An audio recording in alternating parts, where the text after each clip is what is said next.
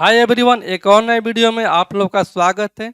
और साथियों, आप लोग इस चैनल पर नए हैं तो आप लोग इस चैनल को सब्सक्राइब करें, लाइक करें और शेयर करें। और आपने अभी तक पिछले वीडियो को नहीं देखा है तो जय चैनल के प्ले लिस्ट में वहाँ पर आपको सभी वीडियो मिल जाएगा। तो चलिए साथियों, आज की इस वीडियो क्लास को हम लोग शुरू करते हैं। तो आज का हमारा पहला प्रश्न है, निम्नलिखित श्रृंखला को सही विकल्प द्वारा पूर्ण कीजिए। ठीक है, तो यहाँ से कितना दिया है? यहाँ से दिया है कि 3 2 6 4 18 12 और 72 दिया है। तो इसके आगे वाली संख्या पूछा है। तो यहाँ से अगर देखते हैं तो ये कितना है, 3 से 6 हो रहा है, फिर यहाँ से 6 से 18 हो रहा है और 18 से 72 हो रहा है। यानी कि ये हो जा रहा है 2 गुना। ठीक है, और ये 76 18 की ये हो जा रहा है 3 गुना, और ये हो जा रहा है कितना, 4 गुना हो जा रहा है। ठीक है, और यहाँ से अगर देखते हैं तो यहाँ से 2 से 4 और ये 4 से 12, तो इसके आगे वाला संख्या कितना हो गया हमसे पूछा गया है। तो ये कितना गुना हो रहा है, ये गुना हो जा रहा है 2 गुना, फिर ये चढ़तियाँ ही 12 की हो जा रहा है 3 गुना। तो यहाँ पर जो पैटर्न फॉलो कर रहा है वहीं ऊपर भी पैटर्न फॉलो करेगा। तो कितना हो जाएगा, 2 गुना 3 गुना 2 गुना 3 गुना, यानी कि यहाँ से हो जाएगा 4 गुना। तो ये भी हो जाएगा यहाँ से 4 गुना। तो कितना हो जाएगा, यहाँ से हो जाएगा 12×4 = 48। ये वाला जो संख्या हो जाएगा वो हमारा आ जाएगा 48। इसलिए ऑप्शन नंबर सी जो है वो हमारा सही उत्तर हो जाएगा। अगले प्रश्न को देखते हैं। अगला प्रश्न है, प्रथम 20 धनात्मक सम संख्याओं का औसत कितना होगा। ठीक है, तो यहाँ से कितना पूछा है कि प्रथम 20 धनात्मक संख्याओं का औसत। तो यहाँ से होता है फॉर्मूला हम लोग का, प्रथम n धनात्मक सम संख्या का जो एवरेज होता है वो होता है n+1। यहाँ से कितना है, यहाँ से कि 20 धनात्मक सम संख्या का एवरेज, यानी कि यहाँ से एवरेज कितना हो जाएगा 20 प्लस का 1, यानी कि इसका डायरेक्ट एवरेज हो जाएगा 21। इसलिए ऑप्शन नंबर हमारा सी जो है वो हमारा सही उत्तर हो जाएगा। अगले प्रश्न को देखते हैं। अगला प्रश्न है, एक व्यक्ति 9 किलोमीटर दक्षिण की ओर चलता है, वहाँ से 5 किलोमीटर उत्तर की ओर चलता है, उसके बाद वह 3 किलोमीटर पश्चिम की ओर चलता है। अब वो आरंभिक स्थल से कितनी दूर और किस दिशा में है। ठीक है, क्योंकि एक व्यक्ति है, ये पहले चल रहा है 9 किलोमीटर दक्षिण की ओर। तो यहाँ से हमारा किसका स्टार्टिंग पॉइंट है। ठीक है, तो ये चल रहा है दक्षिण की ओर कितना किलोमीटर, ये चल रहा है 9 किलोमीटर, यानी कि यह हो जाएगा 9 किलोमीटर दक्षिण की ओर। फिर आगे है कि वहाँ से 5 किलोमीटर उत्तर की ओर चलता है, तो 5 किलोमीटर उत्तर की ओर, तो यहाँ से ये जगह ऊपर, तो कितना हो जाएगा, मान लो कि यहाँ से आ गया 5 किलोमीटर। तो जब 5 किलोमीटर आ गया तो ये दूरी कितना बचेगा, ये बचेगा 4 किलोमीटर का। ठीक है, क्योंकि यहाँ से यहाँ तक की दूरी इसको तय करने में लगा है 9 किलोमीटर।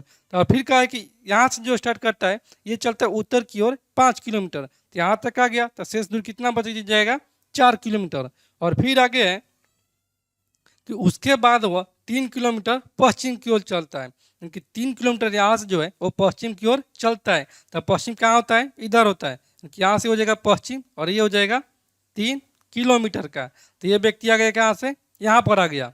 ठीक है, और फिर आगे है वह आरंभिक स्थल से कितनी दूर और किस दिशा में, यानी कि यहाँ से यहाँ तक की दूरी पूछा है और पूछा कि किस दिशा में। तो यहाँ से पाई पार देंगे तो यहाँ से कितना हो जाएगा, ये हमारा हो जाएगा ईस्ट, वेस्ट, और ये नॉर्थ, और ये हो जाएगा साउथ। तो कितना हो जाएगा, यहाँ पर जब ये 3 किलोमीटर और ये 4 किलोमीटर, तो समकोण त्रिभुज के ट्रिपलेट से होता है 3 4 5, यानी कि लंब और आधार और कोण का रेशियो होता है 3 4 5, जिसमें कि 3 दिया है 4 दिया है, तो क्या मिसिंग है, 5 मिसिंग है। और 5 कौन सा है, ये कर्ण मिसिंग है, यहाँ से हो जाएगा ये 5 किलोमीटर। ठीक है, और ये 5 किलोमीटर हो गया। और ये कौन सा दिशा होता है, ये होता है हमारा पश्चिम और दक्षिण होता है, यानी कि वो जो व्यक्ति है यहाँ पर वो पश्चिम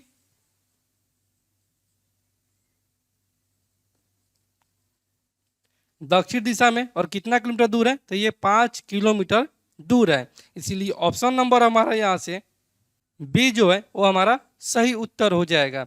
अगले प्रश्न को देखते हैं। अगला प्रश्न है, 4 समुच्चयों में से वो समुच्चय ज्ञात कीजिए जो दिए गए समुच्चय जैसा है। दिया गया समुच्चय कौन सा है, 12, 72 और 216 है। तो ऐसे समुच्चय दिया गया है 12, 72 और 216 है। यहाँ से अगर देखते हैं तो ये क्या है, 12 से 72 यानी कि 6 गुना किया है, और ये कितना किया है, यहाँ से किया गया है 3 दूनी 6, 70 के किए 3 गुना किया गया है। ठीक है, तो ऑप्शन ए में क्या है, ऑप्शन ए में यहाँ से है कि 11, 60, 30, 11, 60, 30, यानी कि ये तो 30 दूनी 60 2 गुना किया गया है, लेकिन ये तो मल्टीपल नहीं है, तो ऑप्शन ए हमारा नहीं होगा। ऑप्शन बी को चेक करते हैं। ऑप्शन बी में यहाँ से है कि 5, 30 और 90 है।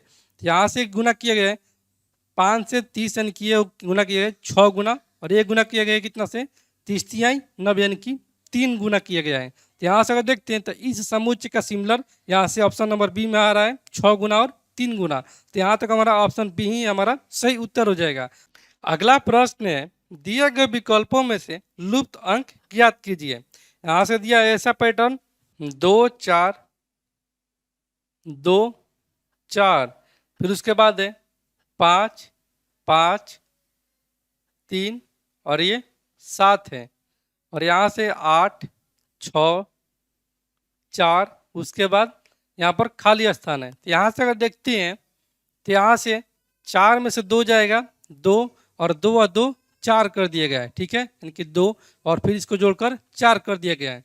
फिर यहाँ से देखते हैं तो यहाँ से 5 में से 3 जाएगा 2, और ये 2 को इसमें जोड़ दिया गया है, तो 5 और 2 7 हो जाएगा। तो यहाँ से 6 में से 4 कितना हो जाएगा 2, और इस 2 को इसमें जोड़ेंगे तो यहाँ हमारा कितना आ जाएगा 8 और 2 10, यानी कि यहाँ वाला जो संख्या हो जाएगा वो हमारा 10 हो जाएगा।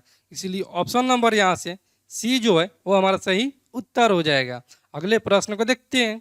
अगला प्रश्न है, यदि a बराबर में 1, HAT बराबर में 29 हो तो पैन को किस कोड भाषा में लिखा जाएगा। तो यहाँ से a का कितना कोड किया गया है, a का यहाँ से किया गया है 1, और HAT को कोडित किया गया है 29। तो हमसे पूछा है पैन का यानी कि PAN का, तो a का स्थान यहाँ से दिया है 1, और यहाँ से HAT को लिखा है 29। तो यहाँ से अगर देखते हैं तो a का कितना हो जाएगा 1, H का 8 और T का 20, तो 20 और 1 21, 21 और 8 29, यानी कि सबको जोड़ दिया गया है। तो यहाँ से P का कितना होता है 16, A का 1 और N का 14, तो कितना हो जाएगा 14 और 16 30 और 1 31, यानी कि यहाँ से आ जाएगा हमारा 31। इसलिए ऑप्शन नंबर बी जो है वो हमारा सही उत्तर हो जाएगा। अगले प्रश्न को देखते हैं। अगला प्रश्न है, रेखा, वर्ग तो चाप के आगे वाला कौन सी आकृति होगी। यहाँ से कितना है, यहाँ पर है रेखा, और रेखा को लिखा है यहाँ से वर्ग है। ठीक है, तो यहाँ से समान अनुपात है, और आगे लिखा है चाप, तो इसके आगे वाला जो आकृति होगा वो कैसा होगा। तो वर्ग जो बनता है वो रेखा से बनता है। ठीक है, इनकी रेखा किसको बोलते हैं, तो इस लाइन को, सीधी लाइन को हम लोग रेखा बोलते हैं, और वर्ग जो बनता है वो रेखा से ही मिलकर वर्ग बनता है। ठीक है, लेकिन चाप से मिलकर क्या बनता है, तो हमारा एक तो वृत्त बनता है। कि कोई भी वृत्त बनेगा, ये हमारे मान लेते हैं कि वृत्त है। ठीक, कहाँ से, यहाँ से इसका सेंटर पॉइंट होता है, और सेंटर से हम लोग कितना चाप लेते हैं, मान लेते कि हमारा चाप जो है वो 5 सेंटीमीटर का है। ठीक है, तो चाप जब 5 सेंटीमीटर होगा तो इसको सर्कल से करेंगे, घुमाएंगे, 5 ही सेंटीमीटर त्रिज्या वाला हमारा एक तो वृत्त का निर्माण होगा। यानी कि चाप से कौन सा बनेगा, ये हमारा वृत्त बन जाएगा। इसलिए ऑप्शन हमारा कौन सा हो जाएगा, ऑप्शन यहाँ से हमारा सही उत्तर हो जाएगा सी, यानी कि चाप द्वारा वृत्त का निर्माण होता है, जबकि रेखा द्वारा वर्ग का निर्माण होता है। ठीक है, अगले प्रश्न को देखते हैं। अगला प्रश्न है, ए बी से छोटा है लेकिन सी से लंबा है, डी ए से छोटा है लेकिन सी से लंबा है, और ई जो है वो बी से छोटा है लेकिन ए से लंबा है।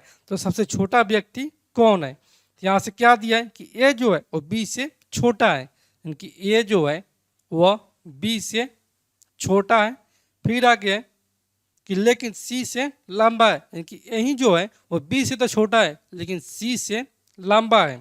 फिर आगे कि डी जो है वो ए से छोटा है, यानी कि डी जो है वो ए से छोटा है लेकिन सी से लंबा है, कि डी जो है वो सी से लंबा है।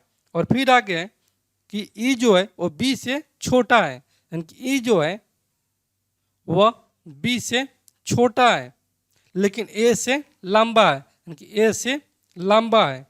तो सबसे छोटा व्यक्ति कौन है। तो यहाँ से अगर देखते हैं तो यहाँ से बी जो है वह ए से लंबा है और यहाँ पर बी जो है वह ई और ए से दोनों से लंबा है। तो यहाँ से हमारा आ जाएगा बी, उसके बाद छोटा ई, उसके बाद छोटा ए, ठीक है।